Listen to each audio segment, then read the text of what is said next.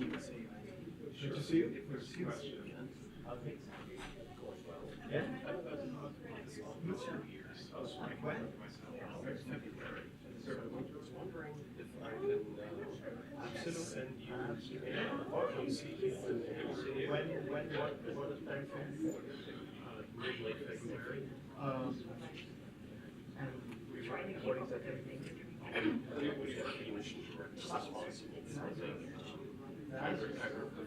Okay, we're based out of Istanbul. Yes. So we're up and down.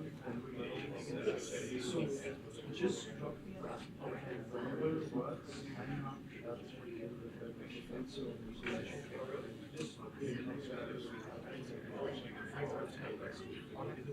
just drop me a line.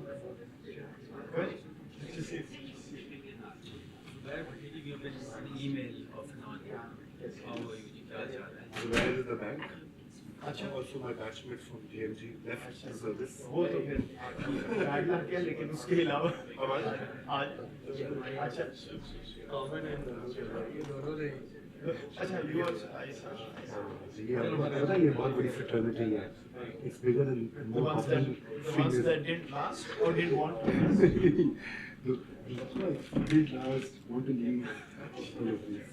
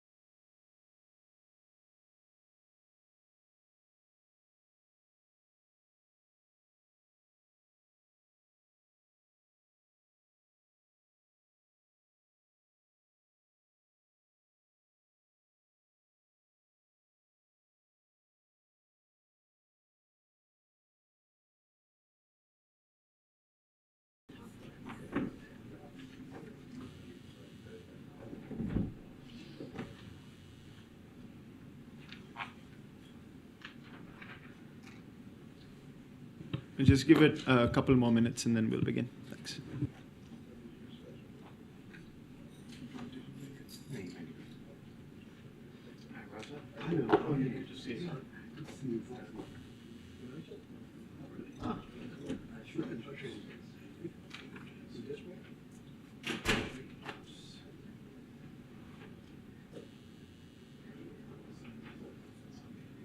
If you're too long, I think you've done that, right? West Coast person, you know what you're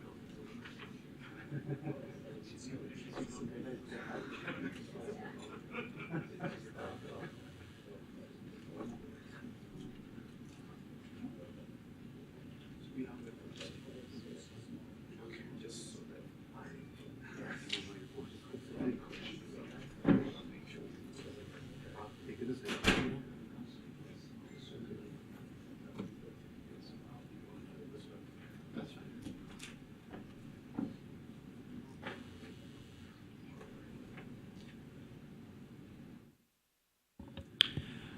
Good afternoon, all. Thank you for joining us for this panel on Pakistan's security situation. My name is Moeed Yusuf. I direct the South Asia program here at USIP and have been here for too long to remember. But today's event is really special, at least for me, but also for Pakistan watchers. Because I don't think any of us who are interested in this country and what has been going on there for the past decade or so can forget the 16th of December 2014. And I don't think any of us will. This is, of course, the Peshawar attack on the Army Public School. 150 or upwards is the number of young innocent kids killed in that attack. And you've heard all sorts of stories of survivors, of those who didn't survive, of parents, of the government, etc. What we are here to discuss is what came out of this at the Pakistan government and state level. I was in Pakistan throughout this period, just before Peshawar happened, then when it happened, and then the 2 weeks after. And I have to say that I personally have not seen the Pakistani people and the state moved in a way that this attack did. I mean, there have been many horrendous attacks in Pakistan before this, but there was something about this which really shook everybody, and it's quite obvious what it was. The hope then, of course, was that after this, the state will actually get its act together on some of the things that it hasn't managed to so far, and that this will really be a turning point for Pakistan in its fight against terrorism.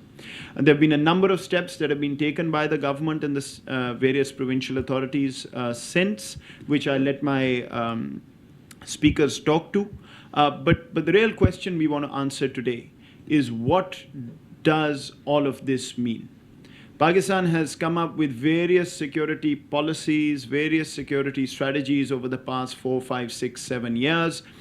Some very high-profile ones, like the National Internal Security Policy last year, which went through a whole process of consensus building over a year, and then they came up with an internal security document. A new one that we hear, or a new term we hear after Peshawar, is the National Action Plan, and there are many others.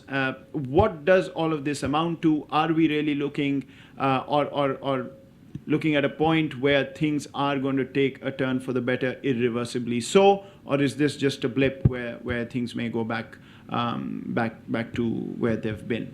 To talk about all of this, we have a very special panel, and I'm grateful to the three panelists here for joining us. I'll introduce them very briefly. None of them actually need any introductions. I'm sure all of you have either heard or seen or met them. But let me just quickly introduce them, and then we'll get to business. Peter Lavoie, to my left, long time Pakistan expert, has lived in Pakistan, speaks the native language. He is now a partner at Monitor 360, a Washington-based firm. Before that, he was the acting assistant secretary for defense at the DoD. He served in the office of the National Intelligence Director, and various other hats before that. He's been an academic as well. But if anybody knows sort of the nuclear and non-proliferation field in South Asia, you wouldn't have missed Peter's name. So Peter, thank you very much for being here. To my right is my current colleague, Raza Rumi, who is a senior Pakistan expert at USIP, is doing a very interesting study on internal security in Pakistan for us, and he'll be speaking through parts of that study today. Raza otherwise is a former Pakistani civil servant, and he wears more hats than I care to remember, to be honest. He's been with the Asian Development Bank, he's a journalist, he's anchored a TV program. He is a habitual or addicted Twitter fan, whichever way you want to put it, and virtually everything else. But he's somebody who's very well recognized for his commentary on Pakistani politics. He also is somebody who had the unfortunate event of being attacked by militants in Pakistan not too long ago. And that's one of the reasons that he came to the US. Mr. Zulfikar Hamid is an even more special guest. He happens to be in Washington right now with the New America Foundation, but he's a serving Pakistani police officer who served as the Deputy Inspector General of Investigations in Lahore and has held various other senior police posts in the Punjab. And one of the reasons to have him here is this whole talk about Punjab and southern Punjab being the hotbed of extremism but not being touched, and there's all sorts of controversies around that. So we'll hear from the horse's mouth, if you will, on what the challenges of security and policing and counterterrorism in Punjab are. So with that, let me stop here and go to my guests. We'll start with Peter, come to Raza, and then go to Mr. Hamid, and then we'll open it up for questions. Thanks. Okay, thank you very much, Moeed, and thank you for the opportunity to be here and an opportunity to discuss this very, very important issue. And it's a very hard issue to talk about as well. We're really talking about not just one event that has catalyzed the nation of Pakistan into a desire for action, But frankly, when I was serving in the government and other points, I've heard this said so many times before. After Benazir Bhutto's assassination, after other really notable, terrible attacks in the country, after the attack on the Karachi airport that galvanized public opinion, and most recently, this terrible attack on the school in Peshawar. And the question that really I'm grappling with, how much does it take? How much suffering will it take to actually galvanize the nation into real action to more meaningfully curb this threat? And so what I did is leverage some of the tools of the company I work for now, Monitor 360, a small consulting company that does big data analytics to actually look at how people in different organizations or different countries view the world and how they think about change in those circumstances. So if you bear with me, I've got a short presentation to walk you through the method we're using and really focus in on the narratives that are at play, very dynamically at play in Pakistan today, and how these narratives create space or constrain the opportunities for the government to take more meaningful action, and constrain or create opportunities for the United States and other concerned countries to engage Pakistan and to come up with collaborative programs to address the threat. So that's what I'll do. If we can go to I guess I'm in control here. It's a change. When you leave the government, you have a little more autonomy. So really the two questions I'll be talking about here are what Pakistani elites, and I'll define that term more specifically in a moment, how they think about the causes of the terrorist violence in Pakistan today. And the second question, what do they think should be done to address that problem? So two questions and looking at it through a narrative lens. And first of all, let me just define this, what we mean by narratives, and our company has a particular approach to this. I just want to share with you because this will be the prism through which, I guess it's our narrative in looking at these. So narratives, as depicted on the slide, they are the stories that reflects a community's identity and experiences, and oftentimes are used to explain its hopes, aspirations, fears.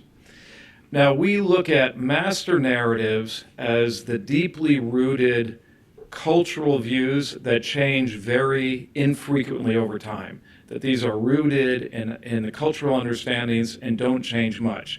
And our company does some reports on these that we call master narratives. But we also have recognized that there are many beliefs that do change more frequently. We do see these as narratives, and it's the change, the fluidity of these narratives that create space for political and social action. And so the tool we use to describe that is called narrative analytics, which is our approach to look at big data sources, in many cases, and in this case, media data, large quantity of media data, and then analyzes that to discern the narratives. So that's the approach we're using here. And so basically there are 3 steps to this approach, so I'll just share with you those steps, and that's the methodology, then I'll get into the findings. So the first thing, we begin by mapping and clarifying the conversation, in this case, among the Pakistani public. We can look at other groups. We provide this product for corporations as well, and we can look at the views of their employees. So any kind of data set that we have access to, we can use to get this kind of information. And this data is all readily available. It's commercially available. We have to pay for it. It's a commodity. So this is not what you get. Maybe there's some other agencies that get this data through other means. But we do not avail ourselves of those services. So this is all above board, standard open source engagement. And so we look at traditional media, blog networks and fora, and Twitter activity. Raza, we probably have you, we've probably got a good profile on you right now too. You might even pop up in here. And so what we do is then you have this graphic here, and basically that's a cluster, that's a visualization of all these data entities put together, and then we try to identify what are the narratives at play. And so we have some proprietary tools that we use to do that. Then once we've identified the narratives, we play with them. We look at insights that the data, that the surface data tells us and try to kind of leverage those insights. And so we'll look at the volume of certain messages. We'll look at sharing. So with all your Twitter fans, Raza, and the degree to which they share and comment on your tweets, that's important because your influence is very important. Who are the key influencers? That's very important to know about these things if you want to understand, navigate, and perhaps even influence the narrative landscape. There's some other factors. I won't get into all these. If you have questions, I'd be happy to. But together then we have basically a cumulative score, a composite score that measures the impact of different narratives in whatever organization or country we're talking about. And so then the third step is looking at this not just statically, but looking at this dynamically. So looking at how this changes over time. And we have an example here. This is just illustrative. It's not real. But let's just say that when Pakistanis look at the causes of terrorism in their country, you could theoretically, in fact you do, have some narratives that really blame the causes on outside factors. Blame it on the US, blame it on India, blame it on Al-Qaeda. And then you have other narratives that blame it on internal factors, misgovernance, the work of the security establishment, or other factors inside the state. And so if you just looked at that illustration over time, you could see how as the narratives change, fluctuate over time, you can then look at what happens in the real world. Was there an attack? Was there a government action? Was there some event that really triggered that change? And then you can attribute more causation around that. So what this does in comparison, say, to polling data is very powerful, but it's purely descriptive of what people think when you get that data. So this tool, we find it's much more explanatory and offers deep insights as to why people believe what they believe and where are the possibilities of them changing their minds. So let me now get into the substance of our findings as we've done this research on Pakistan. So we've gone in, and that is a map. It's a little weird. It's a visualization of the narrative landscape in Pakistan around violent extremism. Okay, so we looked at many, and there's a certain number, but many media sources, and we looked at these going back through 2013. So we did this over 2 years, about 2 years, and we looked at how these narratives changed over time, and through the media we identified basically 8 the more prominent narratives at play in the country. Now, we could, if we wanted to look at a certain subset, so if we wanted to look at this in the Pashtun media, for example, it would reveal a different pattern. This is entirely through the English media, so these are the newspapers that you may read or other media channels and blogs, all in English. So I want to caveat that our findings are of the English-speaking sort of media elite in Pakistan on these issues. And so I'll explain these, but what you have here in the big blobs depict the dominance of certain narratives over other narratives. Okay, so I'll get into a little bit more detail of each of these. So we identified 4 prominent narratives when it comes to explaining why Pakistan is facing the terrorist threat it faces.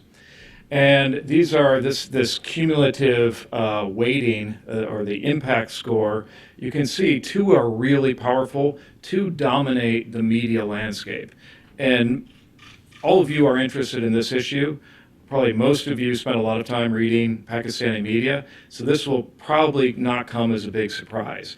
There's some other cases where we are very surprised, or our client is extremely surprised with the findings, because there is a subjective lens through which we all view the media or other information, and this big data quantitative lens sometimes reveals things that escape our biased approach. So basically the 4 narratives are, first, that conflict in Pakistan, political conflict, social conflict, is really driven by the Punjabi-dominated government and elite and their mishandling and mistreatment of ethnic minorities in the country. And in the case of violent extremism, the sense is here that the grievances of these, particularly in Fatah, but also elsewhere in Pashtun areas or Baluchistan, these grievances have been allowed to fester and they become a breeding ground for violent extremism. So this narrative really puts the blame at the doorstep of the Punjabi elite in the country. And you can see, this is the composite score, that is the most prominent narrative we've found in the Pakistan media over this period of time. The second most prominent one is that Pakistan is a victim of the U.S. war on terror and its 13 years of military operations in Afghanistan, and that our activities in the region, drone use, other activities, have alienated Muslims and sparked tribal conflict in the region, and also created a condition where now the TTP and other militants can find safe haven in Afghanistan and are free to come across the border to attack Pakistan. So that's a very powerful narrative as well. The two other narratives that we identified are much less powerful. One is that the militants inside Pakistan were really created by the Pakistan Army and ISI, and they were created for use as a foreign policy proxy against Afghanistan and India. And now the security establishment has lost control, and that's why the problem is so big.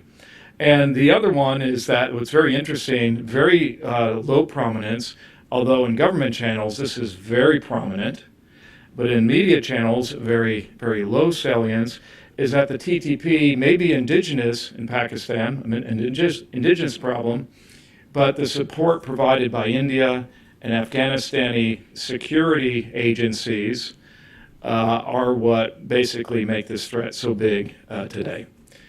Okay, so these are the explanatory narratives inside Pakistan. And then when you look at the prescriptive narratives, we see four, and you'll see some connection here too. Again, the most prominent one is that in order to deal with this problem, you need a long-term governmental campaign to improve education, raise living standards, enact de-radicalization measures, political and legal reforms. That's really what's required. Second one, in terms of prominence, is military crackdown. The military needs to get a lot tougher. This is a problem of law and order and violence, and you can only deal with these violent extremists through violence, and you need to wipe them out. And you also need to use the new measures created by the 21st Amendment, the military courts, and capital punishment. Less prominent is an Islamist narrative that violence will only be curbed when Pakistan adopts true Sharia law and rids the country of corrupt Western, perhaps, but anti-Islamist forces. And then also relatively small in the conversation in the media is that the way to deal with this is by negotiating with these militant groups, not by fighting them. Okay, so that's the descriptive narrative landscape in Pakistan from our study. So now let me just share with you 8 insights and then turn it over to the other speakers who need to navigate this narrative landscape and I think what they're talking about. So the first, again, follows what I was talking about, the ethnic discontent of the country. It's a very, very powerful force. And when I reflect on what we in the U.S. government, when I used to work in the government, how we would engage Pakistan, we had a total blind spot for this issue. This was something we did not engage in at all, and partly because it's such a deeply sensitive internal political issue for any country, its ethnic composition. But there is a very prominent view that terrorism is allowed to take place if it's taking place outside, let's say, the settled areas, and particularly outside Punjab. If it's in Fatah or Khyber Pakhtunkhwa, it's unfortunate, but it's allowed to happen. When it comes home to the heartland of the country, then it's unacceptable. And I think we've seen this, and when the SWAT violence started deepening, really mainstream Pakistanis got up and demanded action, much more so when violence was really dominating and totally overturning the political and social order in Western Pakistan. The second insight is that elites are more inward focused today than they have been in recent years. That they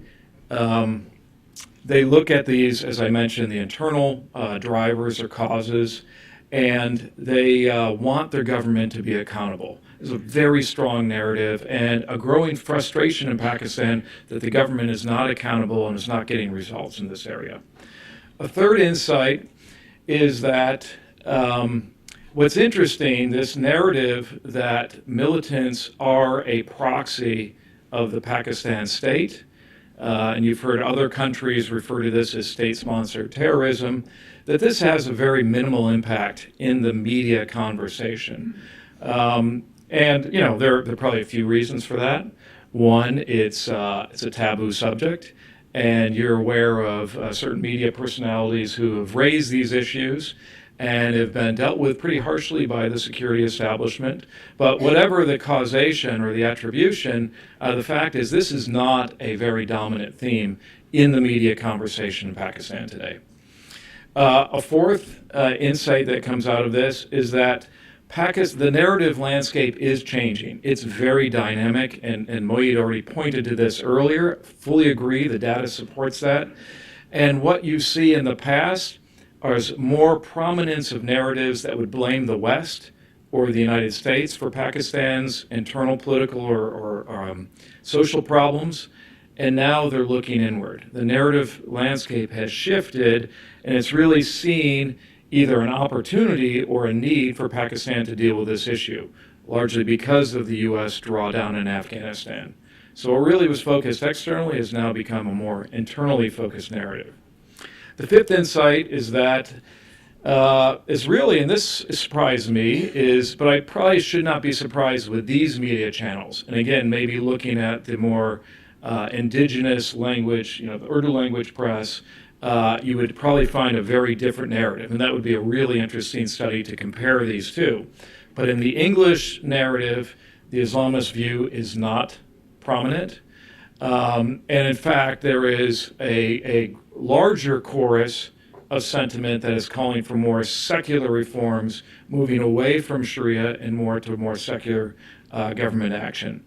And in particular, after the terrible Peshawar school attack, that there is a growing tenor in the media debate accusing the radical clerics, their narrative, as being supportive or creating an intellectual environment where TTP can flourish.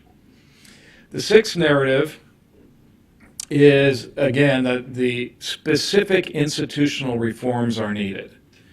And there is a growing and more vibrant conversation about what these reforms should look like: police and legal reforms, reforming the broader legal system, including police and courts, other kinds of reforms as well.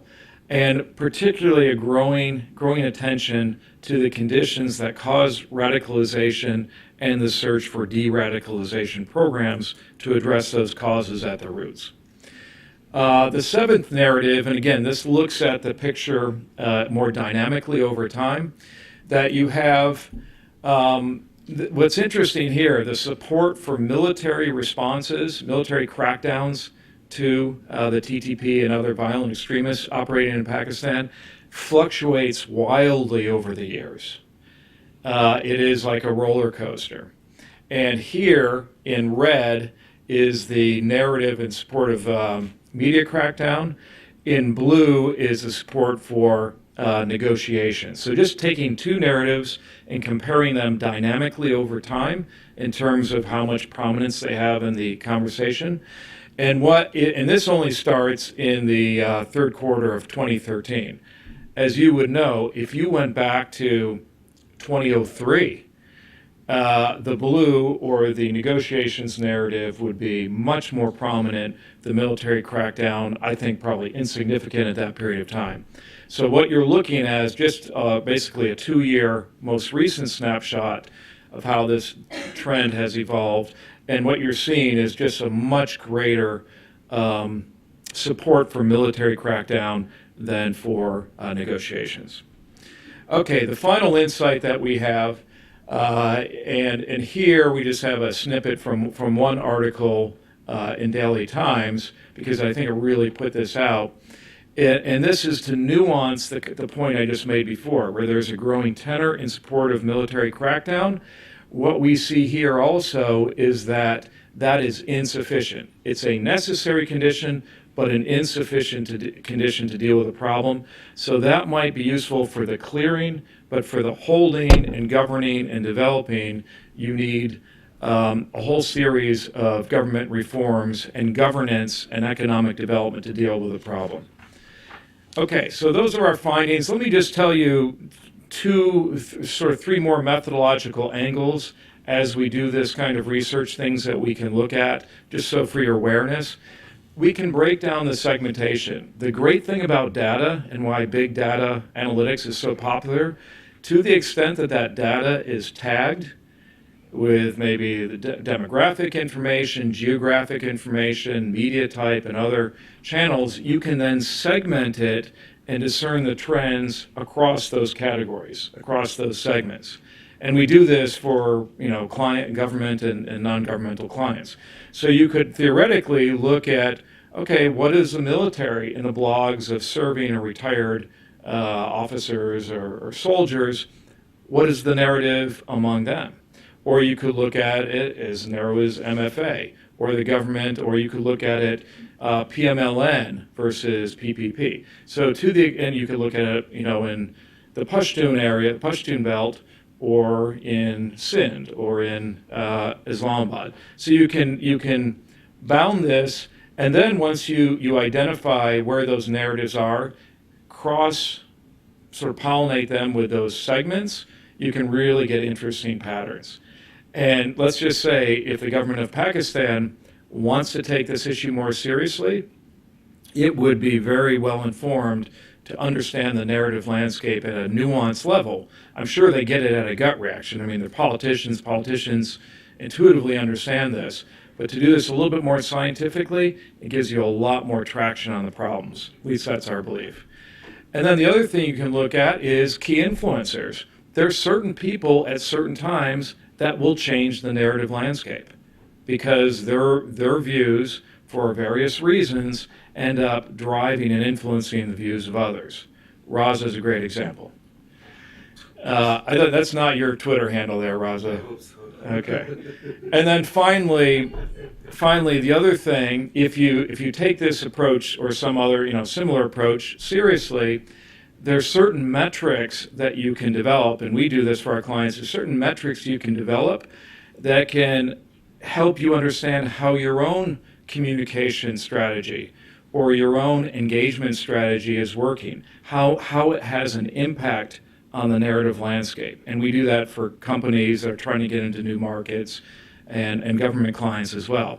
And so this metrics dashboard enables you to then have a strategic tool to help you navigate the narrative landscape more effectively. Thank you. Thanks, Peter. This is fascinating and a lot to digest there. Raza? Thank you, Mohit. I will start with saying that Peter has actually set the right context for what I'm going to say. In particular, some of the kind of narratives that permeate Pakistani mindset regarding both militancy and extremism, and its genesis in the country as well. So, I'm at USIP for the past few months. What I have been doing is looking at some of these issues, and in particular, what has been the policy response of the Pakistani government and the various sections of the state. My primary focus when I started my work was on the key policy document, the NISP the internal security policy, which was approved almost a year ago and has been under implementation since then. But then this unfortunate Peshawar attack took place, and that also, gave me some more insights into the kind of responses we are now seeing in Pakistan, both by the people as well as the state. And surely, as Mohit mentioned at the start of this debate, that never has Pakistan appeared so determined and clear in fighting and combating the various manifestations of terrorism as it is perhaps now. And some of what the data that Peter showed us kind of confirms that. Particularly the trends in not negotiating with the terrorists, in taking firm and clear action against them. So in this context, what is also important is to remember that Pakistan's internal security is actually driven and linked to its perception of its external insecurity. Pakistan has been an insecure state, since 1947, and it has that narrative, which is the official state-sponsored thesis about Pakistan's existence, that it came into being as an anomaly to India, and India would be willing to dismember it or harm it or break it or lord over its decline. And sadly, 1971, that whole prophecy was partly fulfilled. It was not solely India's doing, because Pakistani policies were much to be accounted for. But Indian intervention in 1971 to support the Bengali nationalism and the creation of Bangladesh has left a deep scar on the security framework of Pakistan and how the military views Pakistan's security. And that is what matters at the end of the day. And in that context, the India-centric security view then drives how the internal security has to be managed. And in part, this whole narrative of external forces at work, whether they are Indians or whether they are later in the more recently the Americans, is a kind of a national belief system, and it is very difficult to challenge that and undo that. It would require decades of very hard work, because that is what the Pakistani textbooks state, that is what the military doctrines say, that is what an ordinary Pakistani, you ask them and they would kind of confirm that India is the enemy and we are threatened, and therefore all militias that target India or vow to target India are sort of kosher. And that is where the problem of larger internal security emerges, because if you have certain militias which are directed towards India and have direct or indirect support of the state, then it is very difficult to tackle the other militias that have emerged in the recent decades against the Pakistani state. And TTP is a prime example of that offshoot of the jihad infrastructure that has been in place for nearly 3 decades now. I'll quickly go to the policy sort of documents and frameworks that guide the counterterrorism operations now. And it's also amazing that the issue of terrorism and civilian deaths and horrific bomb blasts is not new. Only in last 5 years, 1,000 schools were blown up by the Taliban, and that's data compiled by the Human Rights Watch. Over 50 Sufi shrines have been targeted in the last 6 years. There have been ghastly incidents against women and kids in Peshawar, in Lahore, in other parts, in Quetta, where civilians have been targeted. But the Peshawar school, with that mass scale of brutal murder of kids, changed the narrative, and more so because it was an army school, and a lot of kids there had relationships with the military officials, either they were directly kids or somehow linked to that. So I think finally the realization dawned in the Pakistani policymakers that they have to do something and stand clear and appear to be firm and clear-headed with view to the militancy challenge. The national internal security policy was drafted last year in 2013, and it was formally approved almost a year ago by the federal cabinet, and since then it has been under implementation.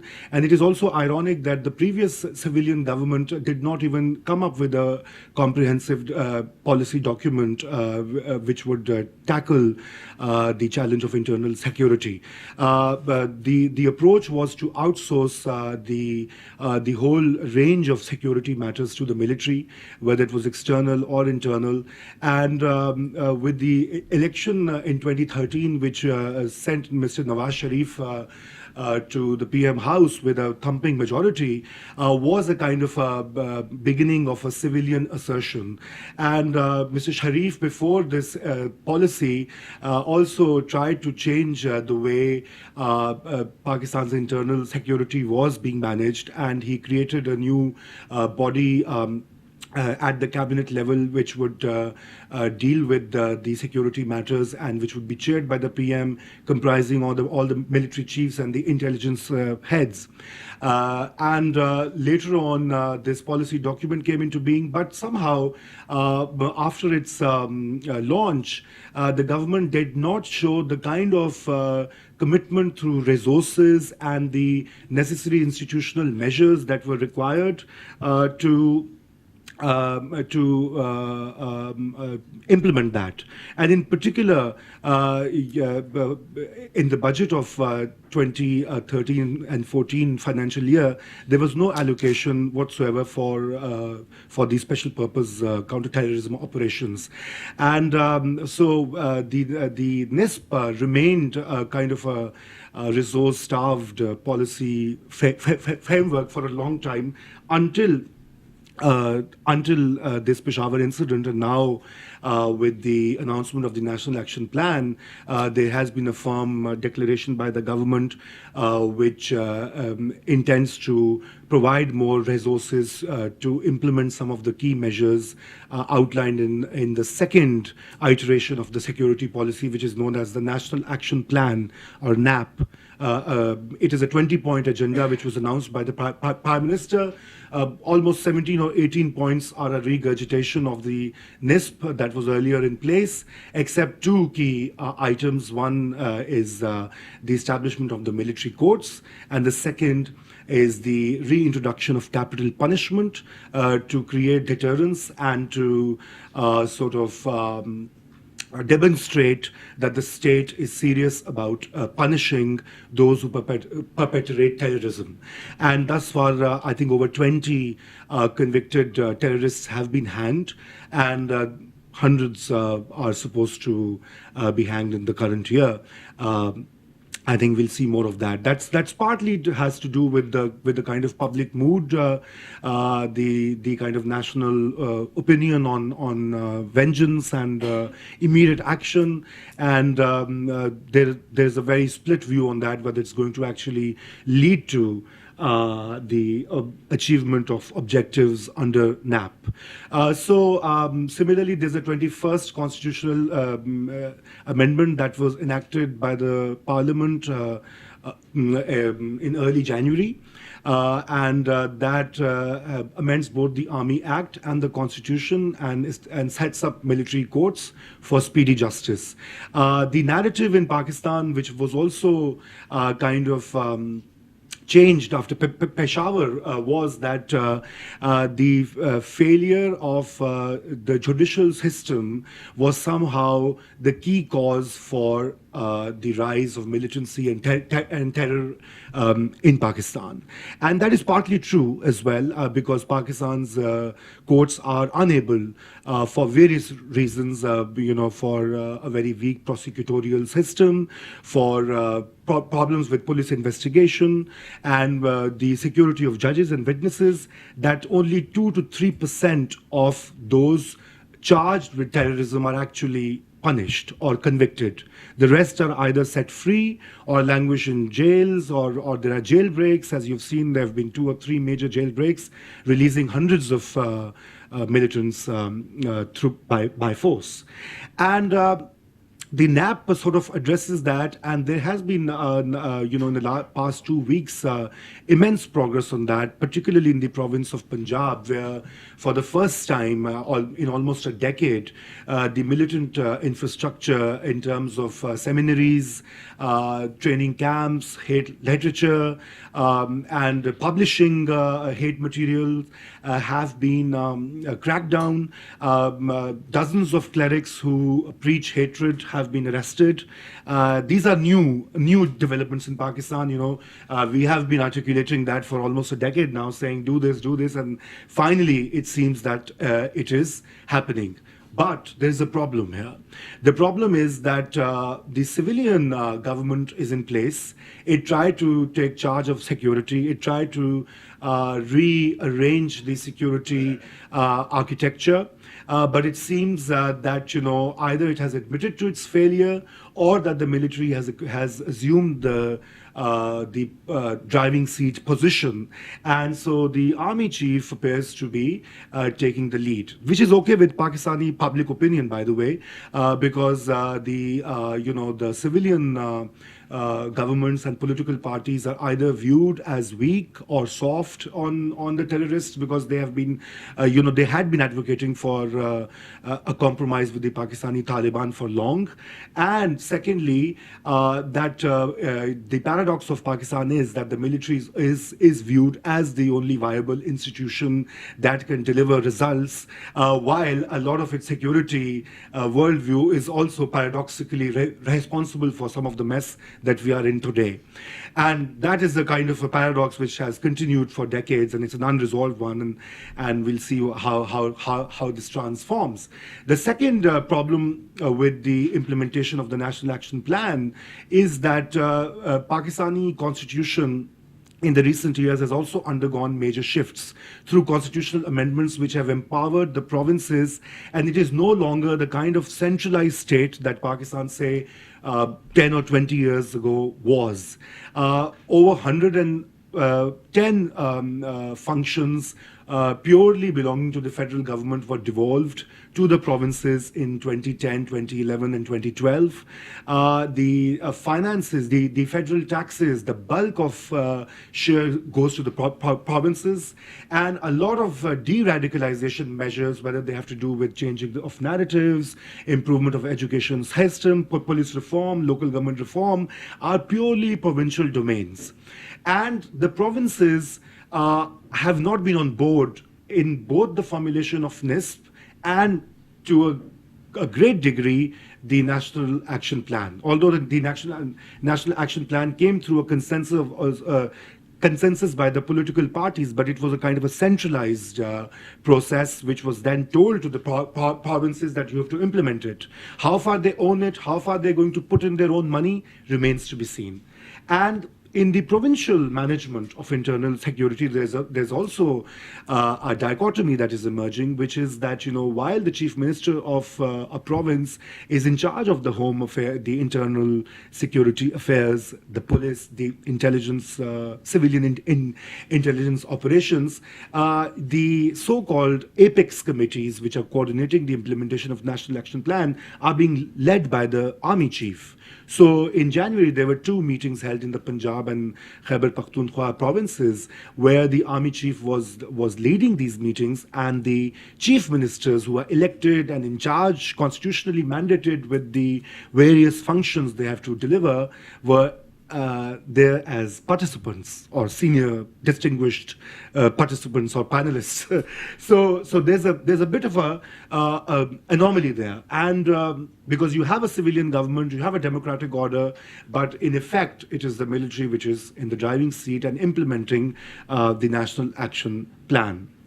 I think that the third issue that is going to impact the implementation of these counterterrorism measures and these policy frameworks. And by the way, these policy frameworks are just fine. I mean, there can be problems with certain formulation or certain definitions, but by and large, they address all the areas. They talk about de-radicalization, they talk about madrasas, they talk about mosque reforms, they talk about education improvement, change in curricula, police reforms, prosecution reforms. So, there's a whole laundry list which is there. So one cannot have pick much bone with these plans. But the real question is whether these plans are owned by the provincial administrations, whether they're going to give the resources, whether they feel empowered enough to implement that or see that as a centralized dicta by the federal government and the military in particular. And more importantly, whether the external security parameters which define Pakistan's view of its insecurity are going to change. And these are in summary, related to the India and Afghanistan policy. On Afghanistan, we do see a shift with the military making a very direct effort to engage with the new Afghan government in building confidence, in seeking their support to eliminate the TTP hideouts. But on India, it's all stalled. It is stalled. The diplomatic engagement broke down in August 2014. Since then, there have been no public, official, diplomatic talks of any level, of any kind. Secondly, the Indian Prime Minister has also, to appease his own constituency, has taken a hard line on Pakistan. And Indian public opinion also does not seem very interested in engaging with Pakistan. And in Pakistan, that there are very few advocates who really want the India policy to change. So that's the dilemma that is going to impact, because if the private militias that act as arms of Pakistan's security policy towards India remain in place, they are going to support laterally or covertly the jihad infrastructure. And Pakistan's action plan against terrorism cannot succeed if the jihad infrastructure is not unpacked, undone, and morphed into something different. And one last minute, Mohit, sorry for the stepping over my time. And so this particular dilemma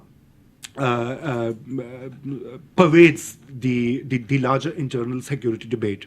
I think one final point that has to be made is that the overt or the over emphasis on the Taliban, whether they're Afghan or they're Pakistan or the India-centric militias, is well known here in Washington and elsewhere. But actually, the crux of the internal security challenge now is sectarian outfits that have grown in number, in their power, in their outreach, and that are largely based out of Punjab, but have now, found new sanctuaries in Sindh province, in Balochistan for various reasons, and they provide not just the foot soldiers to the Pakistani Taliban, but also drive the ideological agenda of the larger, Sunni extremism in country, and that requires a far more complex and delicate strategy to deal with, and that is still largely unaddressed, because crackdowns are easy. You can go and arrest 500 clerics, shut down a few dozen madrasas and mosques, confiscate hate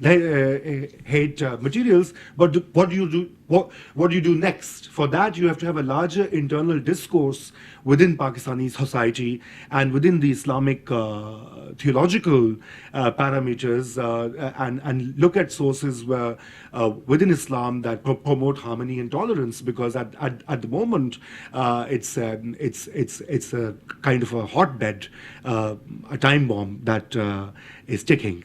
And what needs to be done? Well, basically, I think There are three issues here. The national NACTA, which is the National Anti-Terror Counter-Terrorism Authority, is the leading or a Pakistani version of Homeland Security is the driver of these counter-terrorism measures. Thus far, it has not been funded. Despite so many years, it has a very thin staffing expertise, and many of the functions it is supposed to perform, and most importantly of intelligence coordination between civil and military, remain unimplemented. And the Prime Minister is the leader of that. The NACTA did not even meet for a whole year until this Peshawar tragedy happened, and then the Prime Minister gave the orders for its board to meet. So it has to be given the due importance. If you look at the example of Sri Lanka, which combated private militias fighting the state, there was a far more engagement by the office of the Prime Minister in leading the operations. The second is resourcing, which I've already mentioned, and the third then comes to the kind of institutional arrangements that you need, and for that, without effective police reforms and local government reform and education reform, all these action plans would not have long-term impact, sadly. Thanks, Raza. Clearly, I've not been a good moderator so far, so I'm hoping for some self-regulation. Mr. Hamid. That's the disadvantage of speaking last, I guess. Thank you, Raza. I'll just briefly be talking about the approach that has been taken by the government in Pakistan, and what are the merits to my mind and the demerits of that approach, that the recent initiatives, and kind of the way forward, I think, because the big question that Moeed wanted me to talk about was whether law enforcement can deliver, whether it has delivered in the past, and what needs to be done for that to happen in future.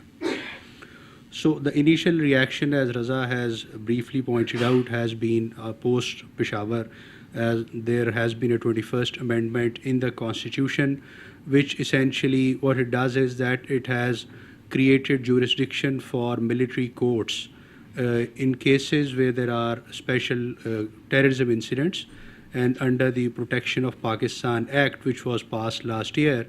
And so that creates jurisdiction for special military tribunals. But that only happens once a case is referred to these military courts by the federal government.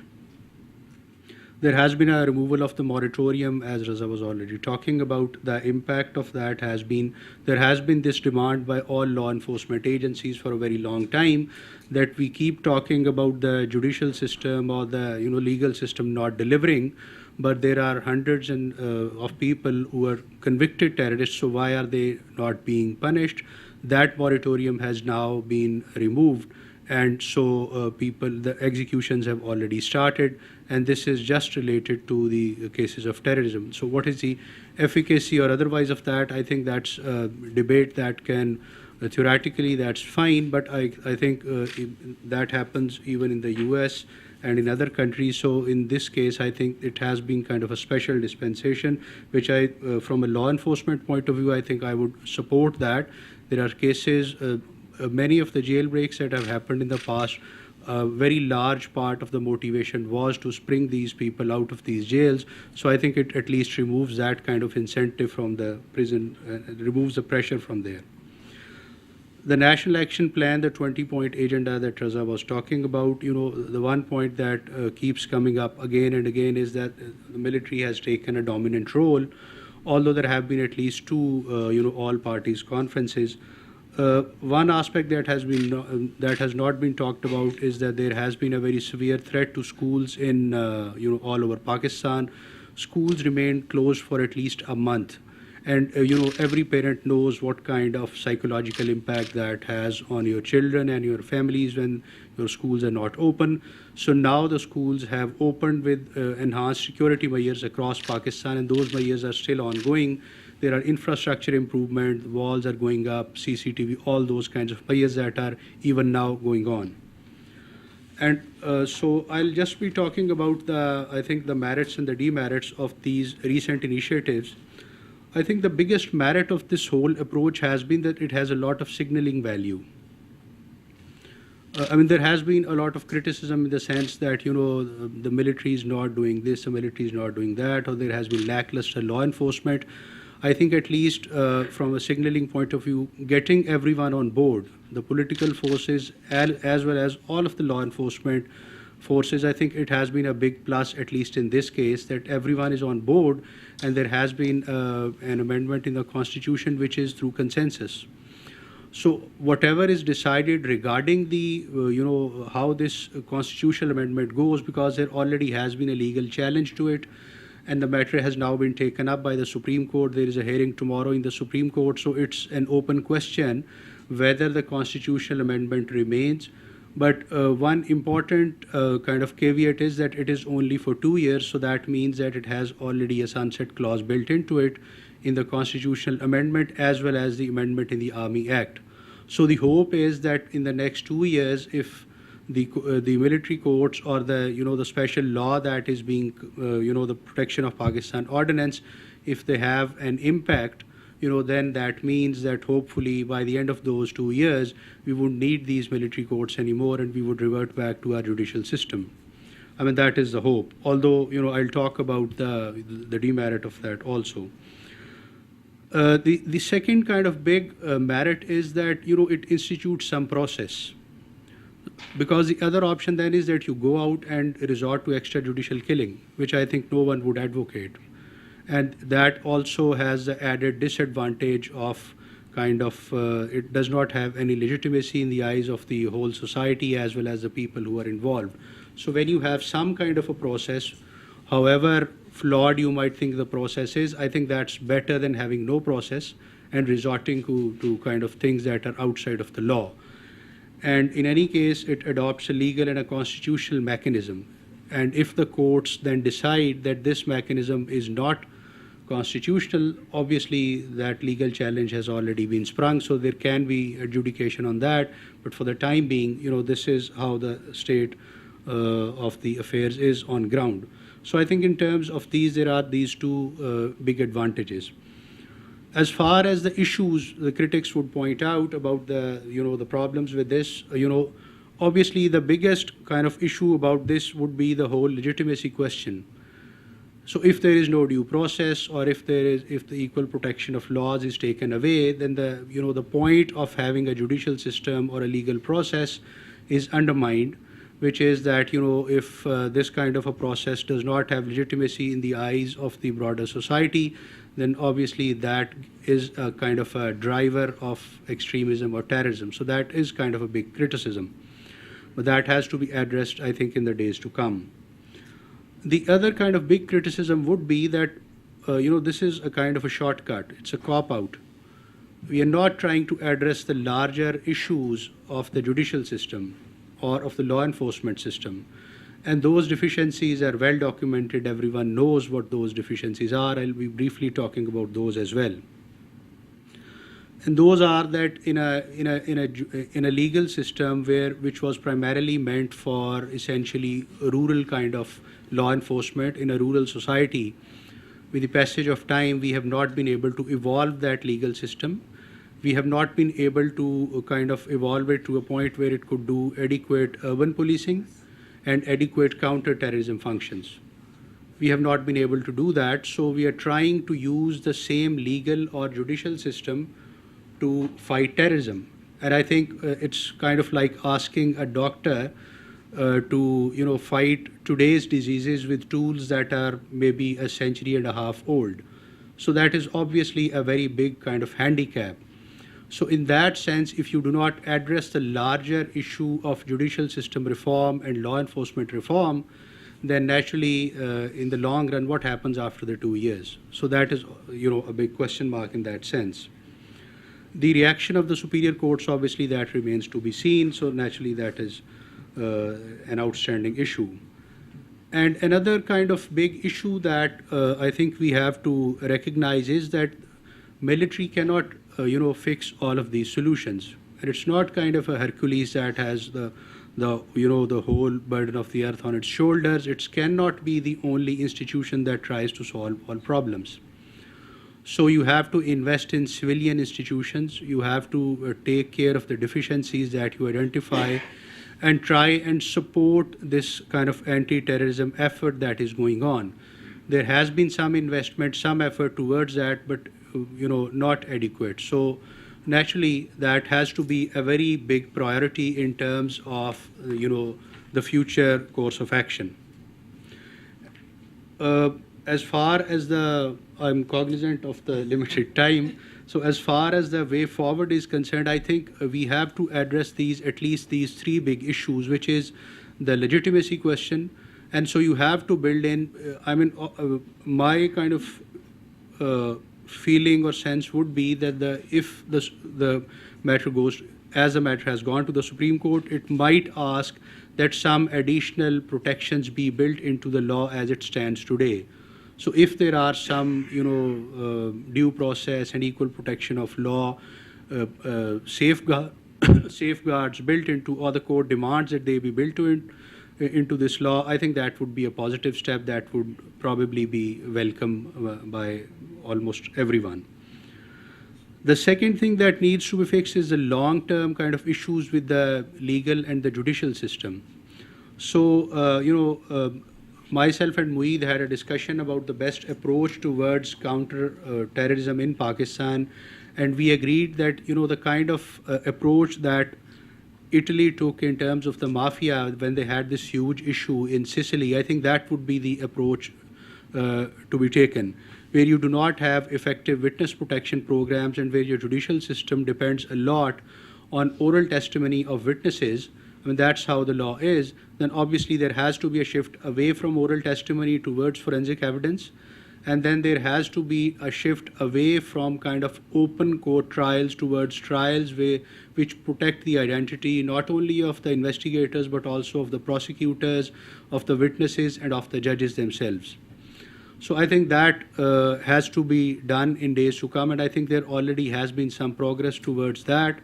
Witness protection programs are, at least in law, now being built into the ATA law, and as they are developed in days to come, I think there would be a lot of progress towards that.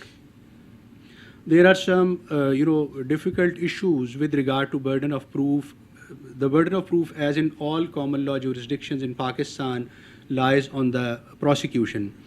But people who have a law background know that there are strict liability kind of offenses also, where and the U.S. Supreme Court actually developed that law about a century ago, and it is a very well developed law. And in the case of narcotics, Pakistan and many other legal jurisdictions around the world have a very well-defined strict liability kind of jurisdiction, which is that if narcotics are recovered, the burden of proof shifts to the defense. I think a similar kind of thing needs to be done, especially in the case of explosives or suicide vests or those kinds of things, that there have been cases where tons of explosives were recovered, and unfortunately, because the burden of proof was on the prosecution, those cases could not get conviction. So I think that is a big step towards, and there has been some movement, at least in the Protection of Pakistan Act, towards shifting that burden of proof in cases of recoveries of explosives and things like that. Then one very major kind of thing that needs to be done, and I think being here in the US, I would take this opportunity to highlight this, is that the civilian law enforcement agencies have done a wonderful job in Pakistan. That has not been recognized widely. When you look at all of the major cases that have happened, and when you look back at least at the things that were happening in Pakistan in 2009 and 10, you see a marked change today. You look at the number of incidents that has gone down, you look at the places which had been taken over. It's partly because of the military operations in Swat and Waziristan, but a large part of that contribution was made by the civilian law enforcement agencies. And a lot of good work, which was a lot of good policing work and a lot of intelligence-led police work, that has resulted in a lot of people being caught and punished in courts. So I think that needs to be recognized, and there has to be a lot of investment in the counter-terrorism department that has been now set up in Punjab. It is now being set up in Sindh. It has already been set up in Balochistan and KPK. So a lot of investment needs to go towards that side in order to support the law enforcement anti-terror function on an ongoing basis. It cannot be a one-off kind of thing and then you leave it at that. And that can only happen if it is done on a consistent day-to-day basis through regular law enforcement agencies. And you cannot have vacuums like FATA or Balochistan's B area where you do not have regular law enforcement, because that vacuum then leads to terrorist sanctuaries. That cannot be allowed to happen. So I think these are two big kind of things that need to be done in days to come. And I think the other Raza has already talked about investing in NACTA and more and better intelligence coordination. And other than that, there are broader issues of mainstreaming and curriculum reform. I would not talk about that here because that's not my area of expertise. But my kind of the message is that a lot of good work has already been done. These institutions have already delivered. I mean, look at the situation now, and when you compare it with the Middle East, what has the complete meltdown of many institutions that you see around the Middle East. You compare that with the challenge that was there in Pakistan 4, 5, 6 years ago. You compare it with today, so it's not really that bad a situation. But obviously, going from here on, I think the things that I have talked about need to be taken care of. Thank you. Thank you. Thanks a lot for making up for my bad performance. My punishment is that I'm not going to take the prerogative to ask any questions. Let me open it up to all of you and see if you have questions to any of our panelists. And if we can keep the questions very short, again, to make up for my bad performance. Let's start from here, if we can. The one behind you. We'll start from there. Ladies first. Thank you very much for this presentation. I'm Elaine Serrao, and I really enjoyed starting off with the diagrams presented by Dr. Peter Lavoie. Reminds me of Mandelbrot's, the clusters, that is. What I'd like to ask is, where do we see now the intersection between the kind of narrative, from master narrative that you described, Dr. Lavoie, to the clustering that we saw from the databases, and that intersecting with what Mr. Rami has addressed in terms of the cultural developments and movements and attitudes in Pakistan. In other words, the capacity that we've unfortunately seen, I think even the Pakistanis feel that the capacity for maybe denying the situations over the years, and now has come to such a head as we've recently seen in Peshawar.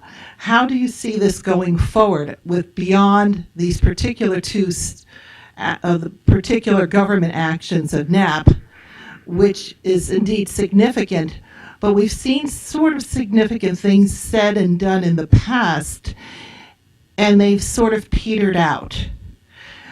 So where do you gentlemen see this all going? And that would also include Mr. Hamid's, because I think his point about the civilian role is incredibly important. Thank you. Thanks. Let's collect 2 or 3, and then we can have answers. Can we go here? Thank you very much, all panelists, for the good points that you raised. I'm Sabghatullah at Georgetown University. I'm from Afghanistan. If we look to the history of the tribal areas, federally administered tribal areas, I'm really surprised that still in the Pakistani narrative, I do not see the very basic issue to be addressed. All the narrative that came after the Peshawar incident is more symptomatic treatment narrative, judicial authority given, jurisdiction given to military and all that. But if we look to the history of FATA, in 60s we see the problem in Swat, in 70s we see problem in South Waziristan Agency, the military operations. South Waziristan Agency was bombed by fighter jets. Maulana Nur Muhammad was sent to prison. Then in 90s we see again the Mahmand Agency and Swat problem. The Tehreek Taliban of Pakistan looks kind of continuation of all that issue. And if we look deeper into this, status of the federally administered tribal area is probably one of the several factors, and I'm not seeing that being addressed in the Pakistani narrative of the story. This is one thing. Second thing is that... Can we just take one? Because we have a lot of hands. Okay, And thank thank you. Thank you so much. Marvin?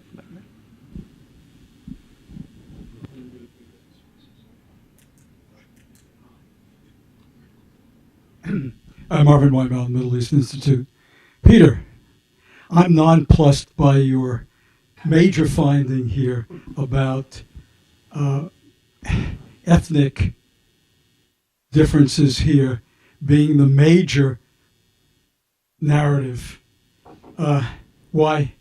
Well, for one thing, anti-Punjab feeling predates anything that we've seen here with extremism. And perhaps it was stronger in the past.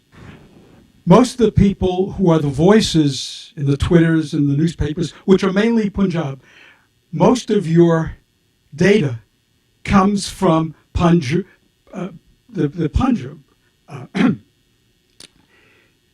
More than that, the reflection of those ethnic differences here.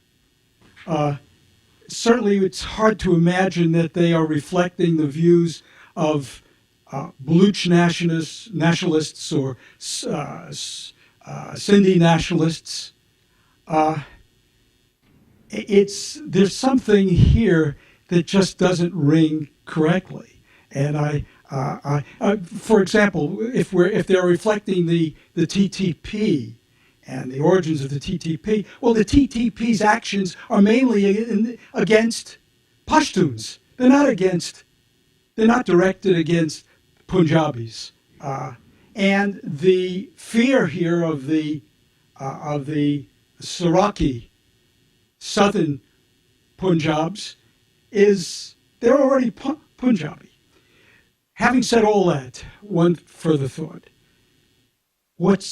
If you had asked me what I thought would be the major narrative, and it doesn't appear at all in your findings, is the government's policies.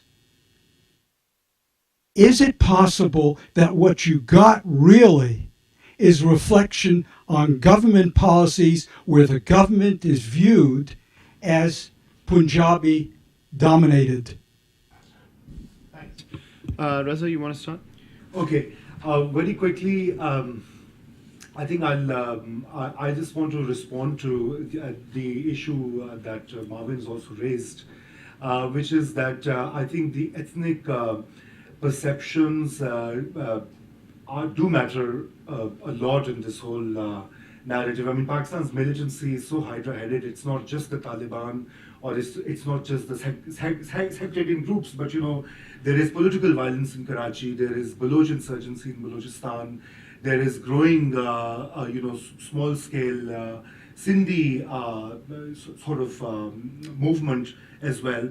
And so all of this flows from the perceptions of Punjab being the dominant province, of having appropriated the national resources, and having forced its policy framework, particularly the security policy worldview, onto the smaller provinces. And it is also a historical reality that Pakistan's three smaller provinces are far less anti-India than the Punjab is. And Punjab is the dominant province. Sindhis, Baloch, and the Pakhtuns have always had a different view on that. And I think on this issue of things petering out, well, that is the real issue here, that General Musharraf announced identical points in 2002 and 2003. If you read his speeches, and I was going through them, he took the same line, and there was action taken within the first few years, and then it all faded. Why? I mean, this is a larger question. And on narratives, I think, Peter, I would like to make a comment on, which you also mentioned, that, the Urdu media or the vernacular media in Pakistan is what drives the public opinion.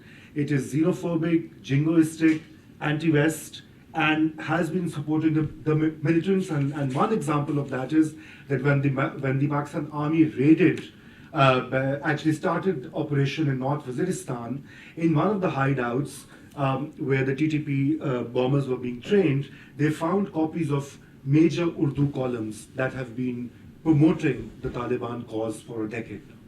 Thanks. Peter? Thank you for those comments and questions. So, Marvin, if you saw everything in my brief as totally unsurprising, then I'd be disappointed. So I'm glad you found something to try, because I was trying to control the Marvin Weinbaum bias in Washington's understanding of these events. But more seriously, I would have expected the ethnic dimension to be much less prominent than I saw it too, because for the same reason. I mean, I read those columnists, we're familiar with the same thing. Most of them are Punjabi. Most of them are Punjabi Sunni. Most of them are the dominant sort of demographic of the country. And yet, this came out as a very, I think, startling finding that there is an ethnic dimension in much of the conversation. And I think probably when I would read these things, my bias, because having been to Pakistan, for so long, over the last couple of decades, I tended to assume these are the fundamental realities. They do date back to decades, actually, much longer than decades, even before independent Pakistan. And so we take these for granted. So we don't see them. But when you let the kind of data speak for itself and not us kind of coloring our interpretation, it really jumps out much more prominently. I'll just note, whenever I go to give a talk at Qaid-e-Azam or some university and, the students in Pakistan, the thing that jumps out at me and where the real emotion, real frustration and grievance is on ethnic mistreatment more than any other issue. So I think it's there, and I think we've grown immune to this over time. So just a reaction. And I do think it did predate this violence, but I think there is a very legitimate, now here's my personal view, it's a very legitimate concern that Pashtuns and Baluch and others should be raising, that the dominant forces in the government and the security establishment allow the violence and do not resource the problem as actively and somehow and often perpetuate the problem when it's in the margins of the country, not in the core of the country. And I think that behavior over time is largely why we have these problems. I mean, and going to the gentleman from Afghanistan's point on Fatah, I think personally the decades of mismanagement of the tribal areas in Pakistan, this is, if I had to attribute one prominent cause to the problems we have, I would lay it at the doorsteps of that government neglect and mistreatment and mismanagement of the tribal areas. Final point on the vernacular media, I think, is such a strong point. When I was in Lahore studying Urdu, I would be reading the Urdu media, and I'd also read Friday Times. I don't know what you call that. That's not even the normal mainstream. That's a little bit, but I love Friday Times. And it's two different Pakistans. Totally. And there are, so I think I would fully acknowledge this is one view. That's a narrative of one segment of Pakistani elite, but there are many other Pakistans. And to get to the young woman's point on the future, you really do need to reconcile these different viewpoints to get a political base for action going forward. I think all of the recommendations that both my colleagues identified, they're all the right things that need to be done. But if you don't have a political base for support, how can you sustain that progress? And going back to Sibghatullah's point, I would point out, Sibghatullah, that this issue with FATA is not just with 60s and 70s. It actually goes back to 1840s and 1860s. So when you keep looking at historical records, every 10 years or 15 years, you would have even the British find that British would be sending a punitive column to, now to Kala Dhaka or now to Waziristan. And then you had Fakir of Ippi, and then you had Churchill fighting in Malakand, all of those things. So it's not as if it's a very recent phenomenon or it's just in the 60s or the 70s. So the area, obviously because of the underdevelopment and it's a mountainous area, it's difficult to develop. And I would agree with Peter that it has not been well developed, it has not been well integrated.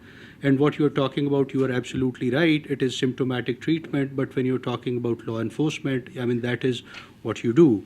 As far as, and good law enforcement cannot go without good kind of nation building. So you need to develop good infrastructure, you need to develop a policy where you can integrate it into the mainstream, and the mainstreaming into the legal system, into the administrative system of Pakistan. I think that would be a big step forward for FATA.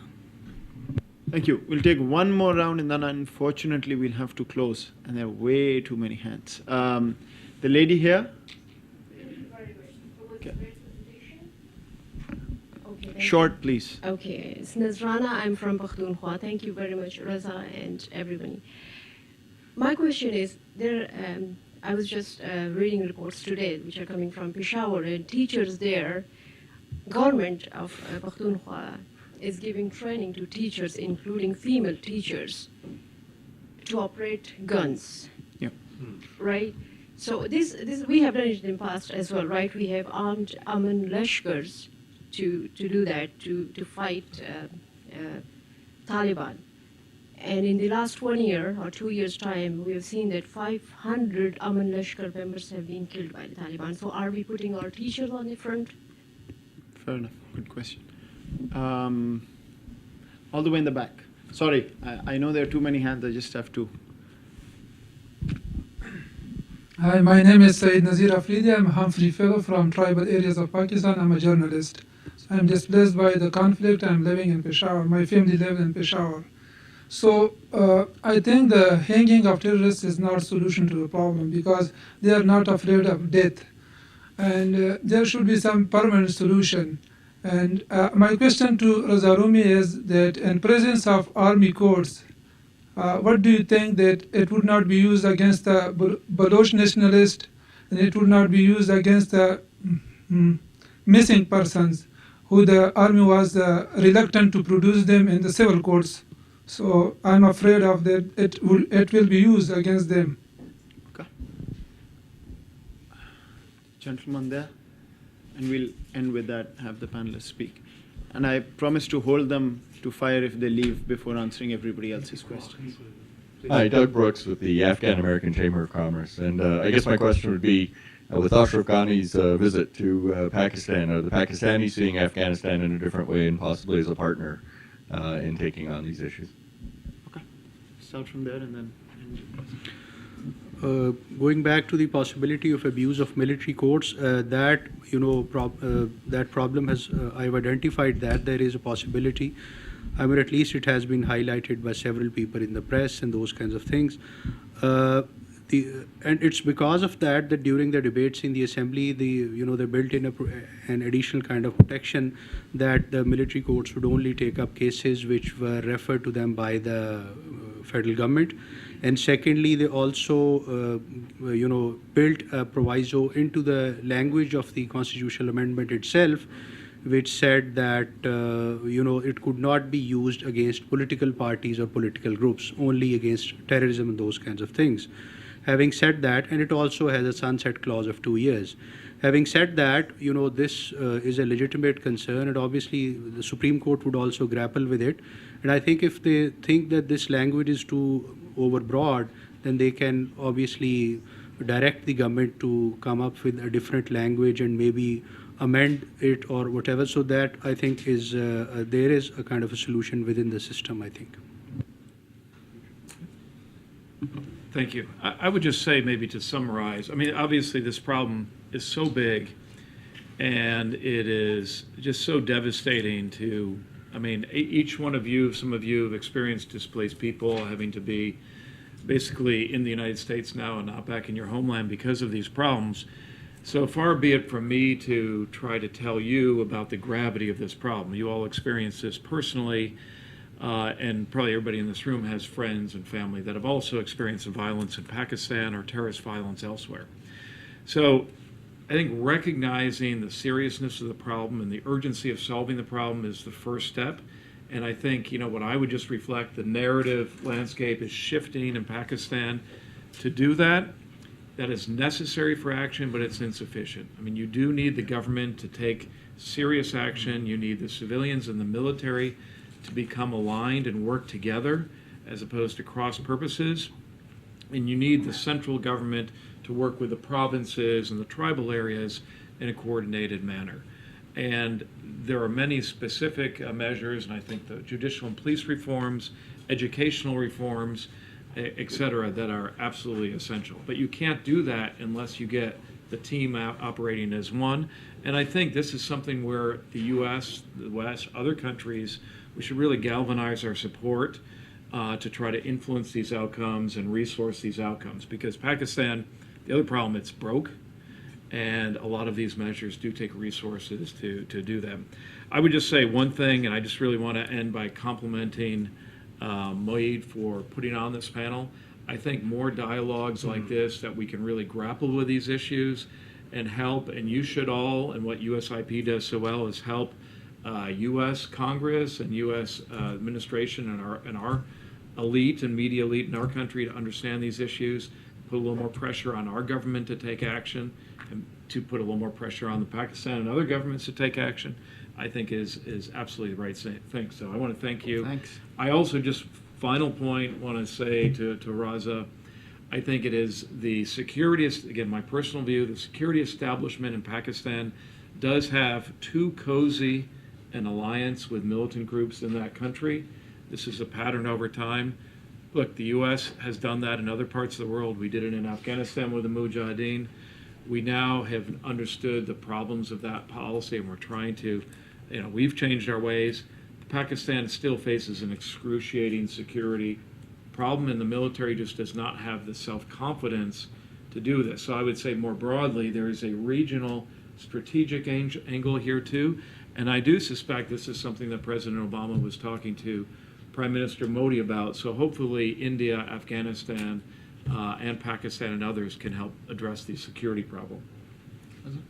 Thank you, Peter, also for the additional points. I'm a bit outraged because I'm a Punjabi, and we consider the army, Islam, and Pakistan as the same things. So whenever there's a critique of security establishment, the Pakistani nationalism gets a bit jolted. So anyway, that was a lighter note. But I think I would like to, the issue of FATA was raised, and the long-term multiple jurisdictions in Pakistan was also raised. I think that deep down, the problem is that the citizen-state relationship in Pakistan remains fractured and fragmented. Nearly half of Pakistan's territory is governed or is an ungoverned space.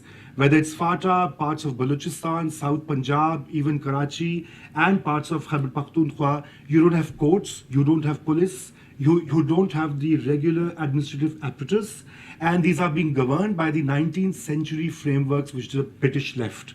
I think part of that is a completely unaddressed debate. The second issue that I would like to raise is about the media, and I would like to point out that there's one colleague of ours here in the third or the fourth row who took out the only liberal Urdu paper, and a few months ago there was a mob which said that you've committed blasphemy, and he was about to be charged with that, which means murder. And he had to escape and flee to the US. So this is the dire situation about the narratives. That is where I think the most important investment needs to be done. The results of your work are extremely impressive, and I hope that they inform the policymakers as well, and there are more Pakistani outfits doing that for vernacular media, because this is a war of narratives and opinions and perceptions. Well, thank you very much. Let me just take 1 minute and end on a provocative note by throwing out some things that I think we didn't touch upon or touched upon but haven't answered and may want to do in the future, and then we'll thank our panelists. One, we've talked about narratives, but quite honestly, how do, Raza, you bring up narratives from within the religious space that are moderate when every single moderate religious cleric is taken down before anybody else? Yeah. That's one. Second, Peter, you've talked about narratives here. What about state-created narratives? I think that's an important thing that is overlooked often. I think the Pakistani state has been fairly good where it's wanted, Swat being one example and others. So what about that? How does that sort of fit into this? Third, on narratives, can the US do anything? Or is the only approach going to be do no harm because it's such a sensitive issue? I think these are things that we need to look at. Ethnic discontent, one hears of this. I've grown up in Pakistan hearing this. the question we need to answer is, number one, what do you do about it? Because I suspect it's more than just putting more non-Punjabis in key positions. We've had that, that doesn't work. Is it about the makeup of the federation and the provinces and the sizes? Is it something to do with that, or do we have to look elsewhere? Second, I think we need to look more critically at this whole idea of Punjabis speaking as Punjabis. Because they've been a majority, actually, Punjabi nationalism doesn't exist, nearly to the extent that other provinces do. So the institution that we blame for sort of having dominated this Punjabiization is the only institution I know who actually doesn't think ethnically, which is the military in some ways. So I think we need to think more on what Punjabi nationalism actually means. And finally, the last two things. One, I think analysts like me and others have been fairly unfair when we talk about use of force options, because there's a sense of excitement when we ask a country or when we see a country go after terrorists with force. And then as soon as they go after them with force, there is all this criticism about too much force and the wrong kind of force, and it shouldn't be done. So I think we need to think more about what does use of force mean, what kind of use of force is okay, where, and where it's not. And I don't think we've done enough to sort of think through this. And finally, I think this sort of million-dollar question, Raza, is this larger strategic space that Peter has also mentioned, and all of you have. I think the question is, where do you find the real indicators and signs of things changing? Because even if Pakistan were to sort of completely change its ways, I, for one, would not see Pakistan going after all these groups simultaneously. So how do you actually craft a policy that is sequential, but you also are clear that it's a policy that's a divorce from the past? I think that's really the analytical question to answer. Thank you, all of you, for coming. I'm sorry for going over time, but please join me in thanking the panelists.